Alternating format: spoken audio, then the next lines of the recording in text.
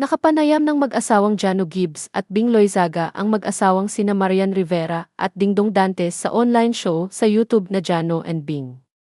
Doon ay inamin ng kapuso primetime queen na ayaw raw niya ang mga artistang laging late sa trabaho, lalo na pagdating sa mga taping at shooting. Ayon pa sa aktres, alam daw ng lahat ng mga nakatrabaho niya na isa talaga sa mga pinakaayaw niyang ugali ng isang tao ay ang hindi pagdating sa takdang oras na pinag-usapan. Anya, alam ng lahat ng katrabaho ko kung ano yung ayaw ko talaga. Parang kaya kong mag-adjust kung hindi mo kayang magbigay na gusto mo ikaw lagi ang bida, that's fine with me. Hindi mo alam yung lines mo, okay lang sa akin yun. Bahala ka. Basta ginagawa mo yung work mo, gagawin ko yung work ko. That's fine with me. Isa lang ang ayaw kong ginagawa, always late.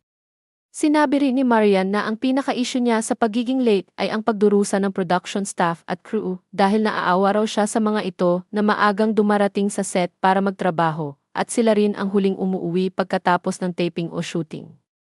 Natawa naman si Jano Gibbs sa naging pahayag ng asawa ni Dingdong dahil kilala nga ang komedyante na palaging nalilate sa set. Sabi tuloy ni Marian kay Jano, buti na lang talaga hindi pa tayo nagkakatrabaho.